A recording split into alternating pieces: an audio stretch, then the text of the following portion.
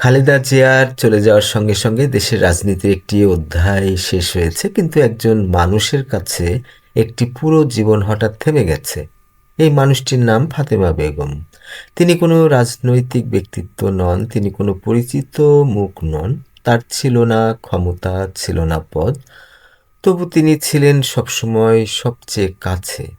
বছরের পর বছর খালেদা জিয়ার পাশে ছিলেন তিনি, ক্ষমতার পাশে নয়, মানুষের পাশে।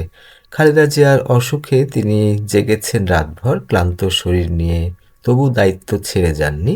বাড়ি, হাসপাতাল, কারাগার জায়গা বদলেছে, কিন্তু ফাতেমা বদলায়নি।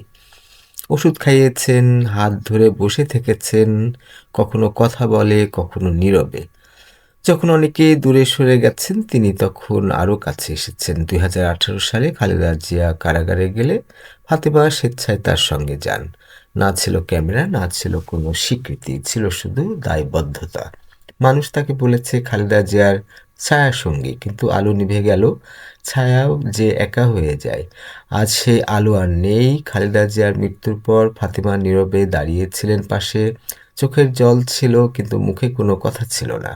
তার জীবনের সবটুকু সময় একজন মানুষকে ঘিরেই ছিল, একটি দায়িত্বই ছিল তার জীবন। আজ সেই দায়িত্ব নেই, রয়ে গেছে শুধু শূন্যতা। আজ তার দিনগুলো নিঃশব্দ, রাতগুলো দীর্ঘ। হাত দুটো এখনো অভ্যস্ত সেবায়, কিন্তু সেবা নেওয়ার মানুষটি আর নেই। এটা রাজনীতির গল্প নয়, একটি ভালো নীরব ভালোবাসার গল্প, প্রত্যাশাহীন আনুগত্যের গল্প, একজন সেবিকার গল্প। ইতিহাস মনে রাখে নেতাদের, কিন্তু মানুষের হৃদয় মনে রাখে ফাতেমাদের।